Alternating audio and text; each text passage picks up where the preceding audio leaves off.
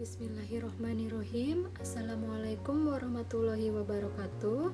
Pada hari ini kita akan belajar mengenai diferensial suatu fungsi, atau kita biasa sering dengar juga dengan istilah turunan. Oke, baik, materi turunan ini sebenarnya sudah teman-teman pelajari sewaktu SMA kelas 11 ya.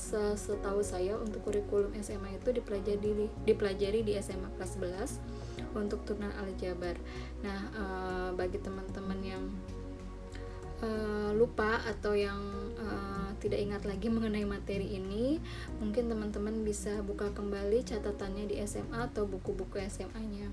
Nah, untuk materi perkuliahan kita hari ini, kita akan masuk ke penerapan dari turunan tersebut ke dalam fungsi polinomial ataupun fungsi kuadratik. Baik, sekarang kita sebelumnya saya coba sedikit ingatkan mungkin ya, untuk secara umum jika kita punya suatu fungsi Y sama dengan A dikali X pangkat N. Kemudian untuk turunan pertama itu, turunan itu bisa kita notasikan dengan Y aksen, atau jika ini fungsi Y nya itu dalam X, berarti turunan itu kita notasikan dengan dy per dx, itu nilainya sama dengan, oke, kalau kita punya fungsinya A X pangkat N, ini rumus umum ya, maka ini pertama pangkat N nya itu kita kedepankan seperti ini menjadi N dikali A dikali X pangkat N kurangi 1. Jadi secara umum seperti ini. Oke, itu singkatnya. Sekarang kita akan masuk ke penerapan turunan dalam fungsi menaik dan fungsi menurun. Oke, untuk menilai apakah fungsi itu menaik atau fungsi itu menurun, misalkan kita punya fungsi Y sama dengan fx pada kedudukan tertentu, misalkan kita estimasi di X sama dengan A ya, kita substitusi saat X nya sama dengan A, kemudian kita cari F aksen A atau F turunan pada saat X nya sama dengan A, dimana ini merupakan lereng dari kurva Y sama dengan fx pada kedudukan X sama dengan A. Positif atau negatifnya nilai dari F aksen A ini akan menentukan menaik atau menurunnya fungsi Y sama dengan fx pada X sama dengan A. Jadi misalkan tadi titik puncaknya itu suatu fungsi fx. Jadi kalau kita punya fungsi fx, ini titik ekstrimnya atau titik puncaknya itu pada saat X sama dengan A, kemudian kita cari F aksen A, dia tandanya nanti kalau misalkan di sini tanda positif, hasilnya positif atau negatif, ini menentukan apakah fungsi tersebut sedang menaik atau menurun. Nah, jika F aksen A-nya itu positif, lebih dari 0, maka Y sama dengan fx merupakan fungsi menaik pada kedudukan X sama dengan A. Artinya di sini secara singkat saya tuliskan, jika Fi-nya lebih dari 0, maka fx menaik kedudukannya pada saat X sama dengan A. Tapi jika sebaliknya, F aksen A-nya itu kurang dari 0, berarti fungsi fx akan menurun pada X sama dengan A. Oke, bisa dilihat di sini ya, gambarnya yang namanya fungsi menaik berarti ketika kita gambarkan ini, kita lihat misalkan ini ada fungsi pangkat 3, gambarnya seperti ini. Nah, kemudian kita evaluasi F aksen A-nya. Jika F aksen A-nya lebih dari 0, maka kita punya Y sama dengan fx itu menaik. Jika kurang dari 0 F aksen A-nya, maka Y sama dengan fx-nya itu menurun. Contohnya seperti apa nanti akan ada pada halaman berikutnya. Nah, sekarang selain dari nilai turunan itu untuk menentukan apakah fungsinya menaik atau fungsinya menurun, kita juga nilai turunan juga bisa kita gunakan nanti untuk menentukan apakah titik ekstrimnya itu titik ekstrim maksimum atau titik ekstrim minimum. Jadi caranya dengan menggunakan uji tanda. Oke, apabila turunan pertama f aksen x itu sama dengan 0, berarti kan tadi kita punya y sama dengan fx-nya itu berada di titik ekstrim. Oke, jadi untuk mengetahui titik ekstrim dari suatu turunan,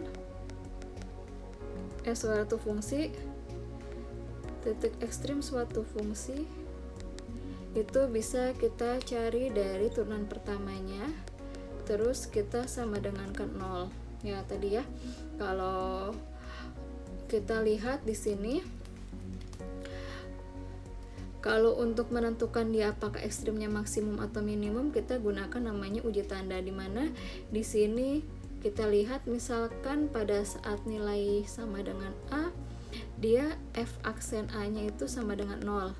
Nah, kemudian kita lihat tandanya jika f aksen x-nya itu lebih dari 0 untuk x kurang dari A, misalkan di sini A tadi, kalau misalkan untuk x kurang dari A berarti di sebelah sini gitu ya, x kurang dari A itu yang sebelah sini, yang sebelah sini itu adalah x lebih dari A, ini A itu di sini batasnya.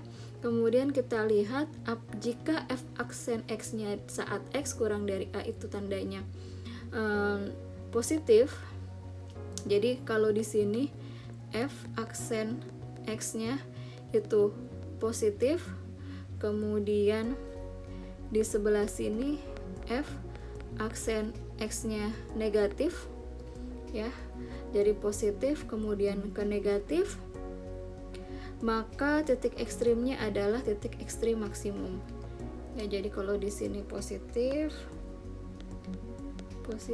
terus di sini negatif, ini ekstrimnya ekstrim maksimum, berarti dia kurvanya terbuka ke bawah karena ekstrimnya ekstrim maksimum. Sedangkan jika sebaliknya, di sini kita lakukan evaluasi kalau saat f aksen A di sini sama dengan 0 untuk x kurang dari A di sebelah sini, ini x lebih dari A, ini adalah nilai x. Kalau x kurang dari A dia yang di sini negatif, kemudian untuk x lebih dari A itu dia hasil turunannya adalah positif, maka dia memiliki titik ekstrim minimum, berarti gambar grafiknya adalah terbuka ke atas. Makanya di sini ekstrimnya minimum. Oke, jadi kalau 2 minggu lalu kita belajar mengenai kurva nonlinear, salah satunya adalah kurva parabolik. Nah, ini cara lain untuk menentukan nilai ekstrim itu seperti ini ya, untuk mengetahui apakah dia ekstrim minimum ataukah dia ekstrim maksimum. Oke, baik, selanjutnya kita masuk ke contoh soal. Di sini kita punya y sama dengan fx itu sepertiga x pangkat 3 dikurangi 4x kuadrat dan seterusnya. Di sini merupakan fungsi menaik ataukah fungsi menurun pada x sama dengan 5 dan x sama dengan 7. Selidiki pula untuk x sama dengan 6. Nah, berarti di sini kita diminta untuk mengevaluasi fungsi y sama dengan fx pada x sama dengan 5 dan sama dengan 7, dia apakah menaik atau menurun. Yang pertama-tama kita cari dulu turunannya. Ingat, ini fungsinya yang pertama sepertiga x pangkat 3, berarti 3 dikali sepertiga dikali x pangkat 3 dikurangi 2. 3 dikurangi 1 ya, pangkatnya berkurang 1.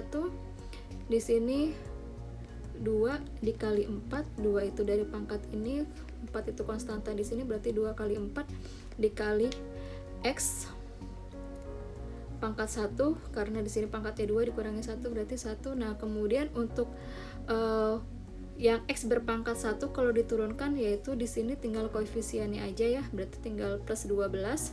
Nah, kemudian di sini min 5 itu tidak mengandung koefisien tidak mengandung variabel x, berarti turunan ini ada disebutnya konstanta. Turunan dari konstanta itu f aksen dari suatu konstanta itu, misalkan kita punya y sama dengan c, maka y aksennya itu sama dengan 0 seperti ini ya. Berarti yang 5 itu sama dengan 0 nilainya. Oke, selanjutnya berarti sekarang kita punya 3 dikali sepertiga itu x kuadrat, 3 dikali sepertiga itu 1, berarti kita punya f aksen x-nya di sini adalah, setelah kita sederhanakan, terdapat x kuadrat min 8x plus 12. Kemudian evaluasi nilai turunan ini pada saat x-nya sama dengan 5. Oke, pada saat x-nya sama dengan 5, ya, pada saat x-nya sama dengan 5, ini sedang kita kerjakan, maka kita dapat turunannya adalah 5 kuadrat min 8 kali 5 ditambah 12, itu hasilnya sama dengan min 3. Min 3 ini tandanya negatif, artinya kurang dari 0, berarti dia tadi sudah disampaikan ya, kalau nilai turunan f aksen A itu kurang dari 0, maka fungsinya menurun. Ya, kalau di sini A-nya adalah 5, berarti fx menurun pada x sama dengan 5. Selanjutnya untuk f aksen 7 itu nilainya 7 kuadrat min 8 kali 7 tambah 12, itu hasilnya 5, dia lebih dari 0. Berarti karena di sini positif, berarti fungsinya menaik. Nah, selanjutnya kalau di x sama dengan 6 itu kita dapatkan f aksen 6 itu nilainya 0, berarti y sama dengan fx berada di titik ekstrim pada x sama dengan 6. Berarti saat x-nya sama dengan 6, dia merupakan titik ekstrim. Nah, untuk tahu apakah dia ekstrimnya maksimum atau minimum, kita lakukan uji tanda. Jadi kita ambil di sini tadi nilai x-nya 6 ya. Kalau misalkan di sini tadi ambil angkanya 5, yang x kurang dari A-nya itu ambil angkanya 5, ini untuk x lebih dari A ambil angkanya 7. Tadi kita sudah punya dari hasil pengerjaan sebelumnya, f aksen 5 nilainya min 3, berarti di sini negatif. Kemudian saat 7 dia nilainya hasilnya 5, berarti di sini positif. Karena di sebelah kiri x sama dengan itu tandanya x sama dengan 6 itu tandanya negatif, di sebelah kanannya itu positif, maka dia mengalami dinamanya di sini adalah titik ekstrim minimum. Jadi kurvanya kalau dari negatif ke positif itu adalah titik ekstrim minimum, karena uji tandanya dari negatif ke positif. Berarti gambarnya seperti ini. Kurva parabolanya terbuka ke atas, atau cukup kita tuliskan saja di sini. Yang penting intinya adalah titik ekstrimnya itu dia titik ekstrim minimum. Oke, itu contoh penggunaan turunan pertama. Selanjutnya kita akan menggunakan turunan kedua. Di sini turunan kedua itu kita cari untuk mencari titik ekstrim fungsi parabolik. Misalkan kita punya y sama dengan fx. Di sini kalau pangkatnya 2 itu fungsi parabolik. Kemudian kita cari turunannya. Kalau dari fungsi awal itu pangkat tertingginya 2, maka saat diturunkan dia pangkat tertingginya itu pasti 1 dari x-nya. Ini kalau x-nya 1 kita namakan fungsi linear, itu yang sudah kita pelajari sebelum UTS. Nah, kemudian kalau dari 2x dikurangi 8 diturunkan sekali lagi atau menjadi turunan kedua, kita mendapatkan di sini suatu konstanta. Jadi nilai angka aja yang tidak mengandung variabel x lagi. Nah, untuk fungsi y sama dengan x kuadrat, ini kuadrat ya, bukan x2 tapi x kuadrat dikurangi 8x ditambah 1, dia mencapai nilai titik ekstrim dalam hal ini tidak minimum, yaitu di sini nanti kita akan dapatkan titik ekstrimnya itu minimum. Titik minimum yaitu sebesar 4,4, tepat pada saat turunan pertama dari fungsi parabolik tadi, yaitu y aksen sama dengan 2x min 8 sama dengan 0 tadi ya. Sekali lagi, untuk mencari berapa nilai ekstrim suatu fungsi, kita bisa cari dengan menggunakan turunan pertama dari fungsinya, kemudian kita evaluasi dengan y aksennya itu sama dengan 0. Untuk y aksen sama dengan 0, kita dapatkan x-nya sama dengan 4. Nanti untuk x sama dengan 4 ini kita substitusi ke persamaan x kuadrat min 8x tambah 12.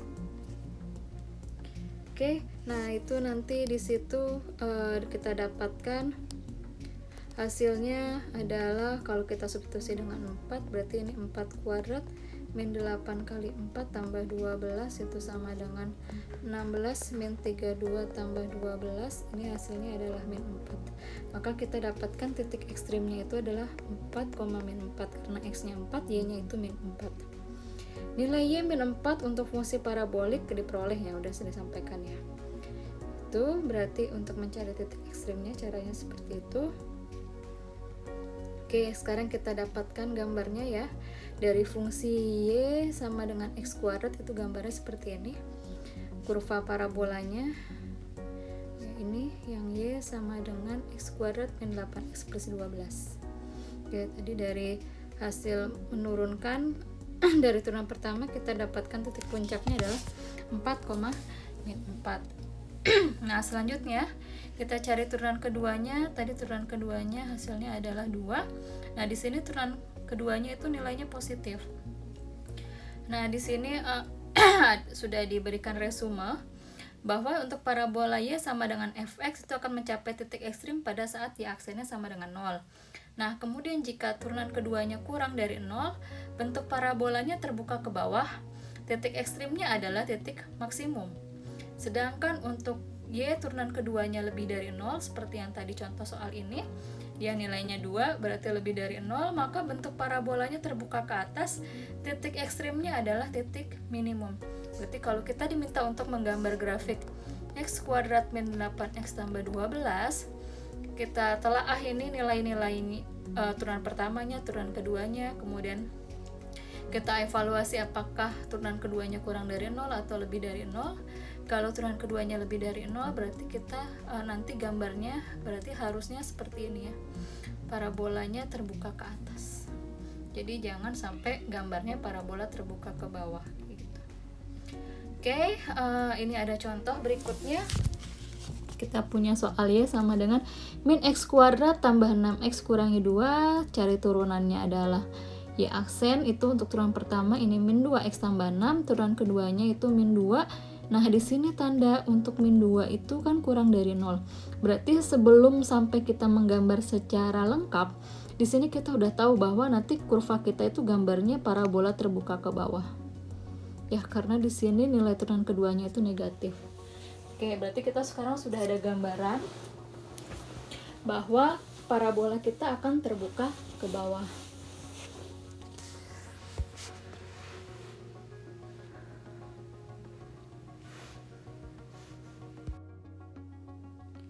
Selanjutnya, tadi setelah kita tahu bahwa turunan keduanya itu kurang dari 0, maka bentuk parabolanya nanti terbuka ke bawah.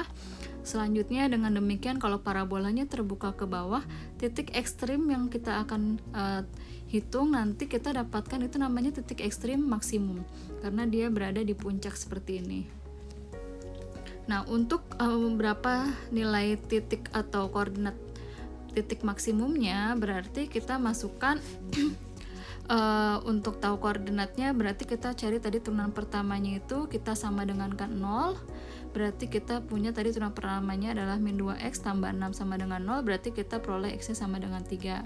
Selanjutnya x sama dengan 3 ini kita substitusi ke persamaan awal ke fungsi y, berarti sama dengan min 3 kuadrat ditambah 6 dikali 3 dikurangi 2, karena fungsi kita adalah y sama dengan min x kuadrat tambah 6x dikurangi 2. Kita dapatkan hasilnya di sini 7, berarti titik ekstrim maksimumnya adalah 3,7. Berarti teman-teman nanti saat menggambarkan grafik kurva, yang pertama itu seperti biasa ya, cari titik potong di sumbu x-nya berapa, cari titik potong di sumbu y-nya berapa. Ini titik potong di sumbu x, ini yang sekarang saya sedang lingkarin. Kemudian titik potong di sumbu y yang ini ya, itu berapa. Setelah itu titik puncaknya berapa. Cara mencari titik puncaknya tadi dengan y aksen sama dengan 0. Nanti kita peroleh di sini titik puncaknya adalah 3,7. Jadi kalau kita udah punya titik-titik ini, tinggal kita gambarkan, kita hubungkan ke 4 titiknya. Jadi minimal kita tahu 4 titik untuk bisa menggambarkan kurva parabola seperti ini. Oke, selanjutnya untuk contoh kedua sama, kita punya fungsi kuadratik, berarti ini nanti gambarnya berupa parabola. Di sini turunan pertamanya 2x dikurangi 4, turunan keduanya itu nilainya 2, konstanta ini lebih besar daripada 0, maka nanti bentuk kurva parabolanya adalah terbuka ke atas. Titik ekstrimnya ada di bawah, berarti di sini adalah titik minimum. Lagi-lagi untuk mendapatkan koordinat titik minimum, berarti kita cari turunan pertama sama dengan 0, nanti kita dapatkan x-nya sama dengan 2, kemudian saat x sama dengan 2, kita substitusi ke persamaan y, nanti dapat nilainya 4, berarti kita punya koordinat dari titik minimumnya itu adalah 2,4. Berarti nanti lagi-lagi teman-teman harus gambarkan kurvanya itu terbuka ke atas, cari titik potong di sumbu x-nya, Jika memungkinkan cari titik potong di sumbu jika memungkinkan titik potong di sumbu Y ini. Jika memungkinkan cari titik potong di sumbu X-nya jika ada. Nah, ini X kuadrat min 4X tambah 4 itu sepertinya tidak ada akar-akarnya ya. Nah, itu kemudian cari titik puncaknya, titik ekstrim minimumnya. Tadi didapatkan 2,4. Oke. Baik, itu adalah menggambar kurva parabola atau kuadratik dengan memanfaatkan turunan pertama dan turunan kedua. Selanjutnya untuk fungsi kubik itu kita bisa cari lagi itu titik ekstrim dan namanya titik belok. Jadi pemanfaatan turunan itu pada fungsi kubik atau fungsi X pangkat 3 itu untuk mencari titik ekstrim dan titik belok. Seperti itu. Nah, kemudian di sini sama seperti tadi, kalau kita punya fungsinya itu adalah fungsi kubik, maka turunan pertamanya kita akan dapatkan fungsi kuadratik atau fungsi parabolik, sedangkan turunan keduanya kita dapatkan namanya fungsi linear karena X-nya pangkat 1. Nah, sekarang untuk mendapatkan titik ekstrim berarti kita harus mencari nilai turunannya itu sama dengan 0. Ya, untuk Y aksen sama dengan 0, kita punya X kuadrat min 6X tambah 8, kita sama dengan K0 lagi, kita faktor-faktorkan, kita cari berapa nilai X-nya yang bisa difaktorkan, yaitu di sini kita X min 2 dikali X min 4 sama dengan 0, jadi hasil pemfaktorannya di sini. Nah, ini sekali lagi buat teman-teman yang belum pandai untuk atau mudah untuk mencari faktor-faktor ini, harap lebih giat lagi belajarnya atau belajar sama teman yang udah paham. Saya lihat hasil UTS kemarin teman-teman di sini banyak yang nilainya sudah bagus-bagus. Nah, dari sini kita dapat nilai X1-nya sama dengan 2, X2-nya sama dengan 4. Nah, berarti inilah nilai-nilai X yang membuat fungsi kubik tadi itu bisa mendapatkan nilai ekstrim maksimum atau ekstrim minimum. Nah, kemudian di sini kita substitusi lagi tadi ya, untuk X aksennya sama dengan 2 ya, untuk X-nya 2, bukan X aksen, untuk X sama dengan 2 kita substitusi ke fungsi Y, nanti kita dapat hasilnya 3,67. Nah, di sini berarti kita titik koordinatnya itu untuk titik ekstrimnya adalah 2,3,67, X-nya 2, Y-nya 3,67. Nah, sekarang kita cek apakah ini titik ekstrimnya maksimum atau titik ekstrimnya minimum. Nah, di sini dilihat hasil turunan keduanya itu, kalau kita substitusi X-nya dengan 2, tadi kan hasil turunan keduanya adalah 2X min 6. Kemudian tadi kita dapatkan X-nya sama dengan 2, berarti kita substitusi angka 2 ini ke dalam turunan kedua, kita dapatkan nilainya minus 2. Karena nilainya kurang dari 0, berarti dia adalah titik ekstrim maksimum. Ya, jadi kalau turunan kedua kurang dari 0, dia ekstrim maksimum. Selanjutnya untuk X sama dengan 4, kita dapatkan nilai Y-nya itu sebesar 2,33, berarti titik ekstrim kita yang sekarang adalah 4,2,33. Ini X-nya, ini Y-nya, ini X2 berarti ini Y2, ini X1 berarti ini Y1. Nah, ini kita belum tahu apakah dia maksimum atau minimum, lagi-lagi kita cari turunan keduanya dulu saat X-nya sama dengan 4. Turunan kedua saat X-nya sama dengan 4 itu hasilnya positif 2. Karena dia turunan keduanya adalah positif, berarti saat X sama dengan 2 dia adalah ekstrim minimum. Ini adalah ekstrim minimum. Oke, selanjutnya yang perlu kita lakukan adalah mengenolkan persamaan pada turunan kedua, berarti Y double aksen sama dengan 0, kita dapatkan tadi 2X min 6 sama dengan 0, kita dapatkan nilai X nya sama dengan 3. Berarti saat Y sama dengan 1/3 dikali 3 pangkat 3 dikurangi 3 dikali 3 kuadrat plus 8 kali 3 dikurangi 3, ini kan nanti kita dapatkan hasilnya 3. Berarti titik tadi kalau X-nya 3, nanti dapat nilai Y-nya juga 3, berarti titiknya 3,3. 3,3 ini disebut titik belok. Oke ya, jadi untuk fungsi pangkat 3 pasti kita ada namanya titik belok. Kalau fungsinya pangkat 2 kita cuma punya titiknya satu, ekstrim aja. Dia ekstrimnya apakah maksimum ataukah dia ekstrimnya minimum. Tapi kalau kita punya fungsi yang berpangkat 3 atau fungsi kubik, maka dia akan punya 3 titik, yaitu titik ekstrim minimum punya, titik ekstrim maksimum punya, dan satu lagi itu namanya titik belok.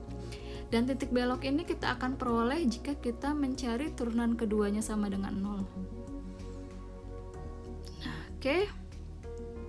Kemudian sekarang kalau kita coba akan kita cari turunan pertama saat nilai x-nya itu 3, kita akan dapatkan hasil y aksennya itu adalah -1.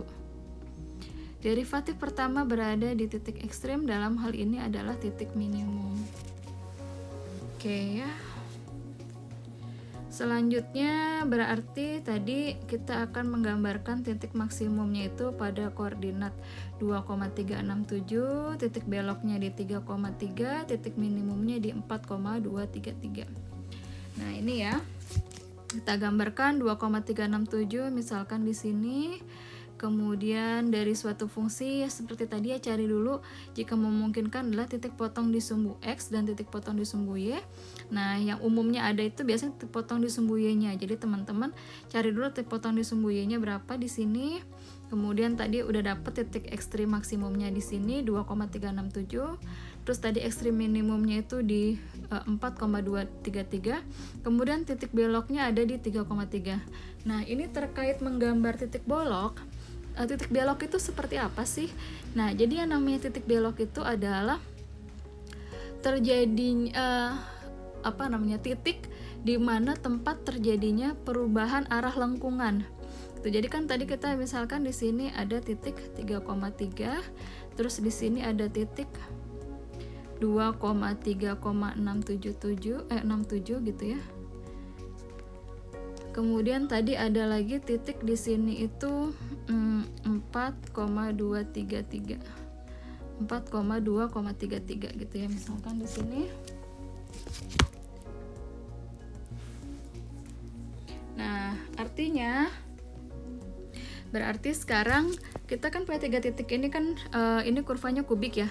Teman-teman ini tidak gambarkan dalam garis lurus, jadi jangan gambarkan ini lurus kayak gini gitu ya, atau melengkung begini. Jadi ini ngelengkungnya begini, ngelengkungnya lagi begini ya, jangan gambarnya begini terus begini, bukan ya. Tapi yang namanya titik belok itu terjadinya perubahan lengkungan. Jadi kalau yang pertama misalkan dari 0 ke 3, gambarnya seperti menggambar parabola kurva terbuka ke bawah kayak gini. Ini kan menggambar kurva parabola terbuka ke bawah. Nah, selanjutnya pada saat dari titik 3,3 ke 4,233 ini, nanti teman-teman gambarnya itu seperti menggambar parabola kurva terbuka ke atas. Ya, jadi yang pertama melengkung ke bawah, yang setelah 3,3 ini melengkung ke atas. Nah, gitu ya gambarnya ya. Nah, ini yang disebut namanya titik belok. Artinya terjadi perubahan lengkungan. Oke, kita lihat gambar ini. Ini tuh yang dari sini ke sini tuh terbuka ke bawah. Dari sini ke sini selanjutnya tuh terbuka ke atas. Ini namanya titik belok. Tapi kalau misalkan gambarnya langsung begini, padahal ini ada titik di sini, tapi teman-teman gambarinnya bablas kayak gini, nah itu berarti menggambarnya salah. Ini tidak dianggap sebagai titik belok. Oke, selanjutnya ini dibuka ke atas lagi, ini juga ini terbuka ke bawah. Nah, ini untuk tahu dia fungsi menaik atau fungsi menurunnya, itu bisa gunakan uji tanda dari turunan pertama. Oke, nah ini ada resumenya di bawah. Misalkan kita punya fungsi kubik fx, dia akan mencapai titik ekstrim pada y aksen sama dengan 0. Kemudian jika y double aksennya kurang dari 0 pada saat y aksen sama dengan 0, ya, jadi kalau y double aksennya kurang dari 0 pada y aksen sama dengan 0, maka titik ekstrimnya adalah titik maksimum. Kalau turunan keduanya lebih dari 0, maka titik ekstrimnya adalah titik minimum. Dan fungsi kubik akan berada di titik belok pada saat turunan keduanya bernilai 0. Oke, seperti itu. Selanjutnya jika kita punya soal sekarang, Y sama dengan min X pangkat 3 ditambah 15X kuadrat min 48X. Sekarang kita cari turunan pertamanya berapa, turunan keduanya berapa. Nah ini kita peroleh turunan pertamanya sebesar ini, senilai ini ya. Nanti teman-teman bisa baca lagi ya. Kemudian selanjutnya ini turunan keduanya. Nah sekarang kita mau cari ekstrim maksimum atau ekstrim minimum. Lagi-lagi tadi kuncinya ekstrim maksimum atau minimum ini ya. Di halaman baru sebelumnya yang ini Y aksen itu sama dengan 10. Y aksen itu sama dengan 0. Berarti yang ini, fungsi ini kita sama dengan kan 0. Nanti kita dapatkan di sini kita faktor-faktorkan kayak tadi ya. Kita gunakan teknik pemfaktoran, nanti dapat di sini adalah min 3x min 6, di sininya x min 8. Plus 8 ya, berarti sekarang min 8 dengan, karena di sini sebentar. Oke, yang ini plus 6, yang ini min 8. Nanti dicoba-coba aja dihitung, ini sama dengan 0, berarti di sini x min 8 min 3x plus 6. Nah di sini berarti kita untuk x1 nya ini boleh ya, X1 yang mana, X2 yang mana itu bebas. Sini misalkan mau yang jadi X1 yang ini ikutin di buku ya, X1 nya ini sama dengan berarti 2, X2 nya ini sama dengan 8 seperti ini. Nah kemudian kita substitusikan saat X nya sama dengan 2, kita dapatkan Y nya ini min 44, berarti kayaknya kita punya titik 2, min 44. Nah ini titiknya minimum atau maksimum. Untuk tahu itu kita masukkan nilai 2 ini ke dalam turunan kedua. Nah dari hasil turunan kedua kita dapatkan untuk X sama dengan 2 itu Y aksennya itu sama dengan 18. 18 ini kan positif, berarti kalau positif atau lebih dari 0 dia merupakan ekstrim minimum. Selanjutnya untuk nilai X sama dengan 8 kita akan dapatkan nilai Y nya itu sebesar 64, berarti kita selanjutnya punya titik itu adalah 8,64. Nah 8,64 ini titik maksimum atau titik minimum. Nah lagi-lagi kita gunakan namanya turunan kedua. Turunan keduanya ini kita evaluasi di X sama dengan 8, kita dapatkan nilainya minus 18. Ini kurang dari 0, berarti kalau Y double aksen kurang dari 0 maka titiknya adalah titik maksimum. Selanjutnya satu lagi dalam fungsi kubik kan tadi sudah saya sampaikan ada 3 titik yang harus kita cari. Selanjutnya itu adalah mencari titik belok. Untuk titik belok itu berarti Y double aksen atau Y turunan kedua itu sama dengan 0. Kalau Y turunan kedua sama dengan 0 berarti kita lihat yang ini ya persamaannya, yang Y aksen kedua itu kan tadi sama dengan min 6x tambah 30. Ini sama dengan 0, berarti kan min 6x sama dengan min 30, berarti x nya sama dengan 5. Berarti pembuat titik beloknya itu di x sama dengan 5. Kalau x nya sama dengan 5, berapa nilai y nya? Ini tinggal kita masukkan ke persamaan awal, nanti dapat y nya itu 10. Maka titik beloknya adalah 5,10. Nah inilah tadi cara mencari titik maksimum, titik minimum, dan titik belok dari suatu fungsi kubik. Oke. Selanjutnya kita masuk ke penerapan ekonomi dari sebuah turunan. Jadi di sini yang akan kita pelajari pada hari ini yang pertama, untuk penerapan ekonomi dari sebuah turunan itu adalah dengan digunakan untuk menghitung suatu nilai elastisitas. Ya, elastisitas dari suatu fungsi y sama dengan fx itu bersesuaian dengan x dapat didefinisikan sebagai, nah ini notasi ini kita bacanya adalah eta.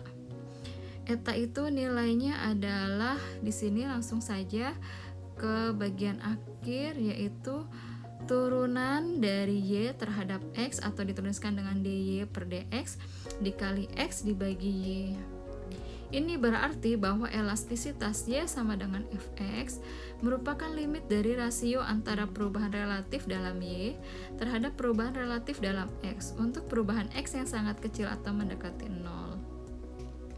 Oke, nanti definisinya bisa dibaca lagi. Saya lanjutkan ke di sini yang namanya elastisitas itu nanti kita akan belajar mengenai elastisitas permintaan dan elastisitas penawaran. Yang pertama, kita hitung dulu bagaimana cara menghitung elastisitas permintaan dan apa sih itu elastisitas permintaan. Elastisitas permintaan adalah suatu koefisien yang menjelaskan besarnya perubahan jumlah barang yang diminta akibat adanya perubahan harga. Jadi, merupakan rasio antara persentase perubahan jumlah barang yang diminta terhadap persentase perubahan harga.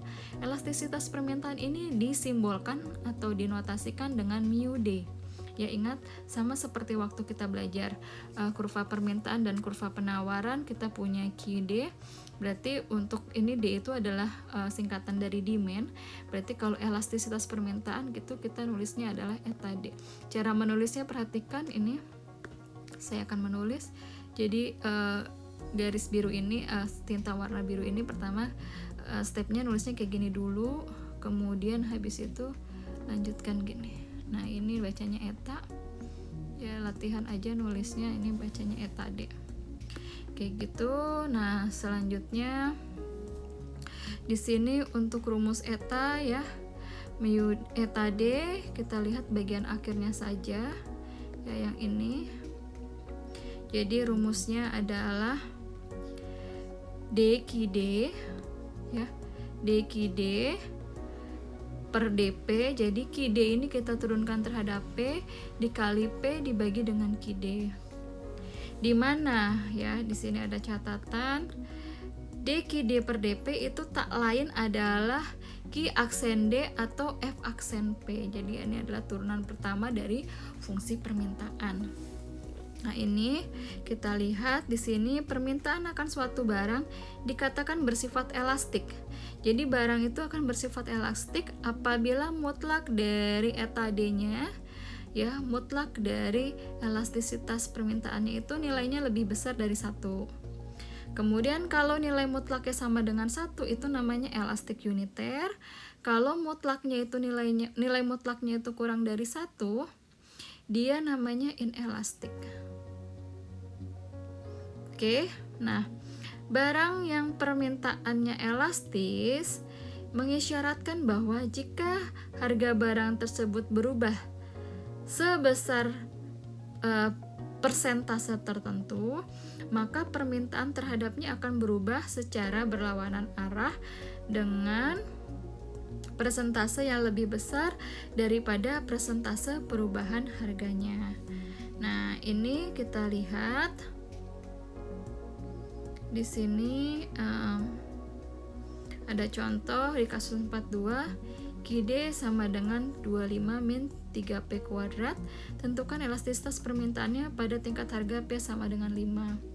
Berarti dari sini kita cari dulu turunannya. Yang ini kita dapat turunannya adalah min 6P ya. Dari min 6P kita cari sekarang elastisitas permintaannya. Rumusnya turunan Q ya, ini bisa ditulis Q aksen D dikali P per QD. Q aksen D-nya tadi min 6P dikali P, di sini tetap ditulis P aja. Jadi ini kan pengalinya P, ini tetap ditulis P dulu. Nah, untuk yang QD ini kita masukkan persamaannya di sini. Nah, kalau udah nulis kayak gini baru substitusi P-nya dengan 5. Kita substitusi P-nya dengan 5, kita dapatkan nilainya positif 3. Nah, berarti ini mutlak dari 3 itu kan mutlak dari 3 di sini lebih dari 1 ya. Ya, kalau lebih dari 1 berarti dia ini tadi ingat di paragraf atas dia bersifat elastik. Artinya untuk elastisitas sama dengan 3 berarti bahwa apabila dari kedudukan P sama dengan 5 harga naik atau turun sebesar 1%, maka jumlah barang yang diminta akan berkurang atau bertambah sebanyak 3%. Ya, jadi nilai 3 ini akan mengisi di sini. Nah, jadi ketika kalau misalkan nanti teman-teman ngerjain soal, itu teman-teman harus menuliskan kalimatnya sampai selesai seperti ini. Jadi bukan sampai menghitung di sini saja, sampai menghitung 3 ini aja. Jadi bukan cukup sampai menghitung 3, tapi harus nulisin semua kalimat ini. Nah, tadi kalau di sini 3, nilai elastisitasnya berarti di sini 3%. Kalau di sini 4 ya berarti di sini 4%, di sini ininya 4. Itu ya. Jadi ini template penulisannya, nanti yang bisa berubah-berubah di sini adalah angka di sini sama angka di sini. Oke, nanti untuk yang kasus 43 bisa dipelajari sendiri jika ada yang ditanyakan. Nah, di sini sekilas aja nanti teman-teman untuk yang nomor 3 ada yang pertama itu dapat hasilnya -3, elastisitas permintaannya. -3 itu dimutlakan berarti positif 3 itu lebih besar dari 1, berarti dia elastik. Kemudian untuk mu D pada saat P-nya sama dengan 1 atau D-nya sama dengan 3, nanti dapat nilai elastisitas permintaannya itu -1/3. Nah, -1/3 ini artinya dia karena -1/3 dimutlakin kan 1/3. 1/3 ini kan kurang dari 1. Nah, kalau kurang dari 1 berarti dia disebut inelastis. Dalam konsep elastisitas permintaan, yang dipentingkan adalah besarnya angka hasil perhitungan. Apakah angka tersebut lebih besar dari ataukah sama dengan lebih kecil dari 1. Yakni untuk menentukan apakah sifat permintaan elastik uniter atau inelastik, sedangkan tanda di hadapan hasil perhitungan, jadi tanda positif negatif yang ada di sini nih kayak -1/3, +1 tadi ya, itu dapat diabaikan karena hal itu sekadar mencerminkan berlakunya hukum permintaan bahwa jumlah barang yang diminta bergerak berlawanan arah dengan harga. Jadi ini catatannya, harap dibaca-baca kembali. Nah, selanjutnya saya akan menjelaskan mengenai elastisitas penawaran. Ya, untuk elastisitas penawaran ialah suatu koefisien yang menjelaskan besarnya perubahan jumlah barang yang ditawarkan berkenaan adanya perubahan harga. Jadi, merupakan rasio antara persentase perubahan jumlah barang yang ditawarkan terhadap persentase perubahan harga. Jika fungsi penawaran dinyatakan dengan QS atau FP, maka elastisitas penawarannya di sini kita tuliskan dengan eta S. Ya, eta S. Itu rumusnya adalah DQS per DP atau Q aksen S dikali P dibagi dengan QS seperti ini. Ya, boleh nulisinnya kayak gini ataupun kayak gini sama aja. Nah, tadi kalau di sini kalau di permintaan pakai mutlak, kalau di sini nggak pakai mutlak. Jadi kalau eta S-nya lebih dari 1 dia elastik, eta S-nya sama dengan 1 itu uniter, eta S-nya kurang dari 1 itu inelastik. Oke, kita masuk ke contoh soalnya. Ini fungsi QS-nya, ini kita diminta mencari elastisitas penawaran pada harga P sama dengan 10 dan P sama dengan 15. Oke, nah selanjutnya di sini QS-nya yang ini ya, kita cari turunannya, kita dapat nilainya 14P. Kita tuliskan atau kita hitung untuk elastisitas penawarannya, kita dapatkan tadi eta S-nya, turunan dari QS itu adalah 14P. Kemudian ini P ditulis P saja dulu, QS-nya sekarang kita tulis ini QS-nya. Nah, dari sini baru kita substitusi P-nya dengan 10 yang pertama, nanti dapat elastisitas penawarannya yang pertama adalah 2,8. Untuk P sama dengan 15, elastisitas penawarannya adalah 2,3. Oke, baik. Untuk penerapan turunannya pada pertemuan hari ini saya cukupkan sampai elastisitas penawaran. Jadi tadi penerapan turunan itu yang pertama saya ulang kembali, bisa kita gunakan untuk mencari titik ekstrim, apakah dia ekstrim maksimum atau ekstrim minimum pada suatu kurva parabola, kemudian mencari titik ekstrim maksimum, titik ekstrim minimum, serta titik belok pada kurva kubik. Dan selanjutnya untuk penerapan ekonominya itu ada di elastisitas permintaan dan elastisitas penawaran. Minggu depan kita akan belajar elastisitas produksi, kemudian dan biaya marginal serta penerimaan marginal. Nah, ini serta sampai yang terakhir nanti analisis keuntungan maksimum. Ini akan kita pelajari minggu depan. Baik, saya cukupkan untuk pertemuan kita hari ini sampai elastisitas penawaran. Terima kasih atas waktu dan perhatiannya. Assalamualaikum warahmatullahi wabarakatuh.